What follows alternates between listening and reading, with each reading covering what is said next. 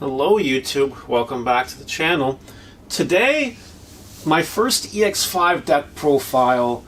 I figured I'm going to start with the most toxic abomination, the most grotesque character of a Digimon deck that we could do. And we're going to start off here with Security Control. I'm starting with Security Control is because I know you guys hate to see it. I haven't done a Security Control deck profile in this channel in forever. But I want to do this because this is something you will see at North American Nationals. I 100% guarantee it. You will see some version of Security Control at Nationals because it is good. I hate to be the person that tells you that, but it is good, and I would be doing you guys a disservice to tell you that it's not good. I mean, yeah, we know that Anubis Norva is going to be there. We know that. That's obvious. It got pre-hit on the ban list. We know that's going to be there. But a lot of people don't know about Security Control, the actual true villain of the format. So I'm doing this deck profile so you guys can see how at least my version works. This one did get the 69% win streak stamp of approval against the EX5 meta. That does include your stupid Anubis Norva deck. So if you guys are interested in this or want to know how to beat it, well, this is the deck for you. Like, comment, and subscribe, I guess, and we'll just go right into it with the 4 copies of Upamon for our eggs. When you attack, you draw 1 if you have 3 less security. We only play the 4 eggs because we only play the 4 rookies, 4 copies of this Salamon. On deletion, recover 1 if you have 3 or less. They're a match made in heaven. You swing with it. If you're less than 3, you draw, and then you heal when it dies. That's what it's there for. You never promote this card until you have 3 or less security. You keep it in the back until you don't need it anymore. Until you need to use it, and then you don't need it anymore. Yeah, just keep it in the back until then, and that's just kind of how it goes. Alright, next up, I have 4 copies of Magnanimon from the original set. Yeah, I know, still playing it. On play, recover 1. Also has a your turn inheritable 1000 DP boost for every 3 cards in security. Makes your stuff pretty big sometimes. That's pretty cool. And then we're playing 3 copies of Magnanimon Ace. This is the most notable hand trap from BT14, but we're not using it as a hand trap at all. What we are doing with it is just playing it for 4. It'll let you heal, and then you might blow something up, which is good, and then you evolve it into a 6 right away. That's what he's there for. He's really good at what he does. And by the way, just a little sneak peek at one of the combos. We do play this Kari in the deck, this Memory Tamer Kari. When you heal once per turn, suspend, and gain memory. So like if you're at 3, right, you have this on the board, you play this, put your opponent to 1, you heal, you suspend, you're back at 0, and then you're free to evolve into whatever 6 you need to go into. So yeah, 3 copies I think is fine. I want to do 4, but deck space is tight. Speaking of deck space being tight, I play a rather ignorant and mean combo. Now, I did this deck profile on stream a few weeks ago. I have not changed it at all. The deck is still the same 54 cards, and it's playing the same ignorant combo. We play 1 Maycrack Vicious Mode, so we can play 1 copy of BT5 Magidramon. BT5 Magidramon's a level 6 that only evolves in purple or red, which is why we're playing Maycrack, because he's a yellow-purple level 5, and when this Magidramon evolves, both pairs mill top 5. It is very good in the mirror match. It is very good in the mirror match, because you might be in a deck out war, and you might even be losing that deck out war, but then that Magidramon can just kind of win you the game. So there you go, there's the Magidramon, and we play the 1 Maycrack just so we have the 1 target to evolve into it. You basically have access to it whenever you want it. A few important notes about it: its effects don't matter. These don't matter, because you're only ever playing it if you're evolving into Magidramon.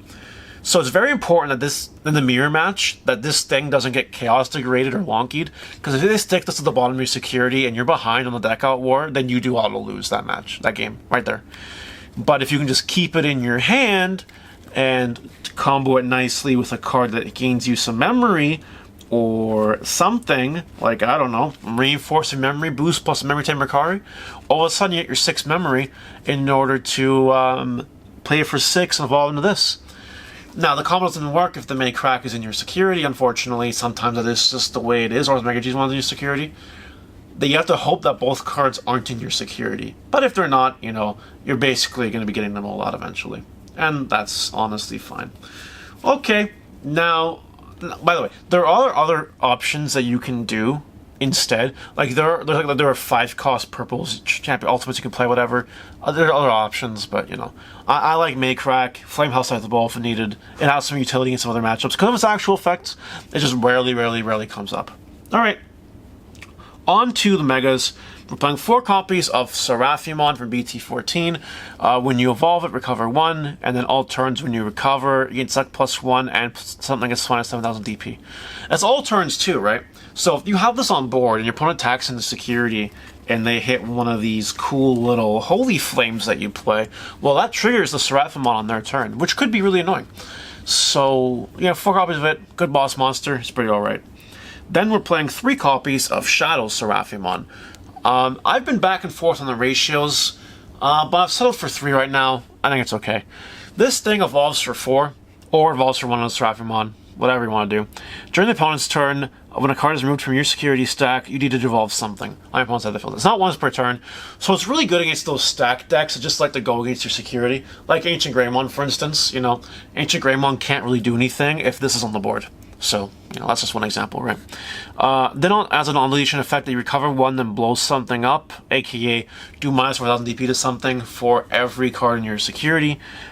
Pretty good card to remove things. Like, it's a threat that the opponent needs to get rid of, and they know that when they get rid of it, it's going to have a negligible effect. So they might be tempted to not get rid of it. However, the easiest way to deal with this card is to get rid of it right away and move on from life. That's how I see it anyway. Level 7s. We're playing 2 copies of Death Exmon. Costs 3 less for every card your opponent controls, basically. And when you play it, you de-dissolve everything and blow up all the 4 and lowers. And on opponent's turn, you blow up the thing with the lowest play cost. Good card. Scary Con staple. Love to see it. And then we're playing 1 copy of Shine Greymon Ruin Mode. I have done more copies of the higher end cards in the deck, but I found them to be rather clunky and bricky and just kind of unnecessary. So I've stuck with the 2 and the 1 for now, and that's honestly fine. Yeah, Ruin Mode's just a blanket fuck you on certain turns of the game, and that's why he's there. And on deletion, end of attack, he's just crazy. So anyway, that's it. On to Tamers. 4 of the best Tamer in the deck, which is Purple Kari. All turns when a card is moved from your security stack, you may suspend this Tamer gain memory. It acts, once you have 2 of these, it acts as a hammer spark in security against your opponent every turn. Once you got multiple of these, they're not doing much to you anymore. You get 4 of these on the board, they basically lose the game. Then we're playing 3 copies of Mimi. We're only playing 3 because it's not as impactful as the Kari, but if anyone activates an option, all turns, suspend and gain memory. That's what Mimi does. Gets you some extra memory value, lets you do some extending on other turns where you might not have the memory to do so. That's why we play it. And lastly, 2 copies of Kare Kamiya. It's your memory tamer, and as we mentioned before, when you heal on your turn, suspend, gain memory. It's your main combo piece for the Magnanimon Ace in the level 6 play. Yeah. Now we go into options. Now we go into the options, and we'll go from highest play cost to lowest play cost. Wouldn't be security control deck without 4 copies of Chaos Degradation. That's right. Everyone loves this card. When you activate it, you take one of your opponent's Digimon, you put it in their security, top or bottom, then you trash the top card of your opponent's security. So you can either stick something at the bottom, or if you don't want to deal with it, just get rid of it completely. 9 times out of 10, you're going to want to stick whatever you stick at the bottom, trash the top. But yeah, this is a security control staple ever since it came out. Card's pretty good. We love to see it. Then, instead of Wyvern's Breath, I'm playing 4 copies of Lonky. I just love Lonky, man. I enjoy this card so fucking much. The card is just so good, because if you're at 3 security, this card does 2 things. It gives minus 1 on something, and it puts something in security. Either way, it does one or the other for 8 cost. It's basically either a weaker Wyvern's Breath or basically a weaker Chaos Degrade. And even a weaker Chaos Degrade is really good, because you have some things in this game, like Greymon cards, that are unaffected by bouncing to hand or deck or destruction, but something like Lonky or Chaos Degrade comes in and is just like, ha, nope, ha, and it's a really unfortunate thing. Lonky can also kind of help you in the D-Brigade matchup if that even comes up, where Wyvern's Breath, you know, is kind of whatever. You're not as good as a Lonky when you're at 3 security. So 4 copies of it is the way. I've tried Wyvern's Breath, I prefer Lonky. That's just the way I do it. If you disagree, well, then disagree. I don't really care. Next, we have 4 copies of Flamehouse Scythe. This card is very good. Only targets in the deck to bring back are either Salamon, Magnangemon, or Maycrack. Maycrack if you want to deck them out. Magnangemon if you want to heal. Salamon if you also kind of nothing else going on. And then it also does minus 6,000 to something, which is pretty powerful indeed. Good card. Then we're playing 4 copies of the Holiest of Waves. Holy Wave here, when you activate it, just gain a security. That's it. Heal 1. Activate a heal 1. In security, same thing. Activate a heal 1. Just another card that adds another card to security. It's a staple as it gets, I guess. Then we're on the 1 copy of Reinforcing Memory Boost, because it's at 1. You know, for some reason, I can't imagine why this card's not at 4, but you know, whatever. 6 cost option, you look at the top 2 cards of your deck. 1 goes in security, 1 goes in your hand, and then its delay gets you 3 later on. Very powerful memory boost indeed. You love to see it. And then lastly is 1 copy of Calling from the Darkness. We play the 1 copy of it just to get back our Maycrack and our Megidramon if we need to, or Death X's, or Shine Greymon Ruin Mode. It has multiple targets viable for recursion, and those targets either end the opponent's game or makes it really hard and annoying for your opponent, in the case of Death Xmon, or Ruin Mode, which can also, in itself, end the game. And that is it for security control. What I'm going to tell you guys, what I'm going to give you guys this wisdom before you go, no one likes security control, right? But if you are one of those people that does like security control, it's important that you know when to pass and like when to not pass. Sometimes you might think to yourself, oh, I can just play Magnangemon and Ace, choke them at 1, and then their turn, and pass over to 1 and blow something up. Like, it might be really cool. And maybe sometimes that is the play. But don't you think it's a lot more impactful if you do this with Akari, and then you go into a freaking, you know, Seraphimon or Shadow Seraphimon? The value there is kind of insane, right?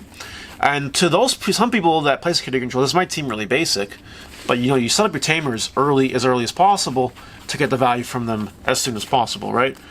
And sometimes you might have options in your hand you want to activate, but you don't. Like sometimes, instead of activating that Lonky here, just pass. Just pass, you know? Like there is skill to this deck. A lot of people are going to eat me in the comments for saying that. But there is a lot of skill in this deck, and the skill basically entails you to know when to play certain cards and when to not play certain cards. And that's really how it goes. And that's it for security control. You will see it at Nationals. It'll be around. Make sure you know how to play against it. And hopefully you guys like the spicy tech with the Megidramon to mill out your opponent if you're playing security control mirror. Anyway guys, I'll see you later. Have a good one. Bye!